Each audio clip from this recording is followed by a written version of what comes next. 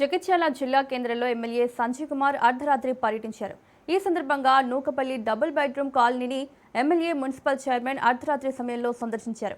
నూకపల్లి కాలనీని జగిత్యాల పట్టణంలో విలీనం చేసేందుకు మంత్రులు వస్తున్నారని ఎమ్మెల్యే హామీ ఇచ్చారు. అయితే తమ సమస్యలను కూడా ప్రభుత్వం దృష్టికి తీసుకెళ్లాలని స్థానికులు కోరుతున్నారు. విద్యుత్, తాగునీరు, రోడ్లు వంటి కనీస వసతులు లేక ఇబ్బందులు పడుతున్నామని ఆవేదన వ్యక్తం చేస్తున్నారు.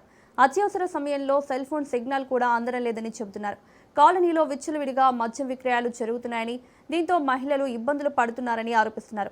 గతేడాది నుంచి తమ వద్దకు రాని ప్రజాప్రతినిధులు అర్ధరాత్రి సమయంలో రావడంపై స్థానికులు ప్రశ్నిస్తున్నారు. రోడ్డు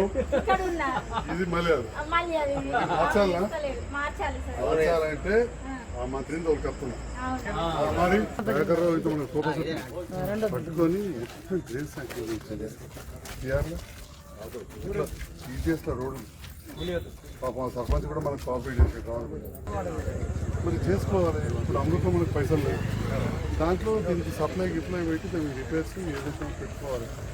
ఇది అయిపోయిందంటే ఇప్పుడు మార్చి అయిపోతుంది.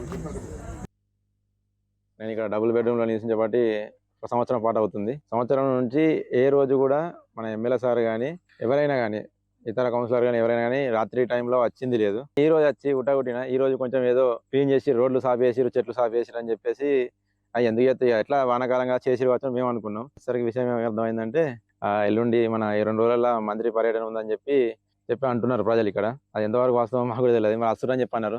ఇంతకుముందు ఎమ్మెల్యే సార్ కూడా వచ్చి చూసుకుంటూ వెళ్ళి సరే ఎల్లుండి సార్ వస్తున్నారు అని చెప్పి అందరినీ ఇట్లా చెప్పుకుంటూ వెళ్ళిపోతారు. అందరు ఉండాలి, మీటింగ్ ఉంటుంది, అందరు హాజరు కావాలని చెప్పి చెప్తారు. కానీ ఇక్కడ ఉన్న ప్రాబ్లం ఏంటిది, ఇక్కడ ఉన్న వసతులు ఉన్నాయా లేవా, మీకు ఏమేమి వసతులు కావాలి అని చెప్పి అడిగింది లేదు. వచ్చి కలిసి ఎల్లుండి మీటింగ్ ఉందని చెప్పి వాళ్ళ ప్రాబ్లం వాళ్ళకున్న సొల్యూషన్ చేసుకుని వెళ్ళిపోతారు అంతే తప్ప మా ప్రాబ్లం ఏందనేది అడగలేదు. ఇంకోటి ఏంటంటే ఇక్కడ మాకున్న ప్రాబ్లమ్స్ లైట్స్, స్ట్రీట్ లైట్స్ లేవు, మళ్ళీ ఇంకోటి రోడ్లు లేవు కరెక్ట్. మళ్ళీ ఇక్కడ మద్యం ఎక్కడ పడితే అక్కడ ప్రతి షాపులో విచ్చలవిడిగా అమ్ముతున్నారు. తాగే వాళ్ళు కూడా ఎక్కడ పడితే అక్కడ విచ్చలవిడిగా బహిరంగానే తాగేస్తున్నారు.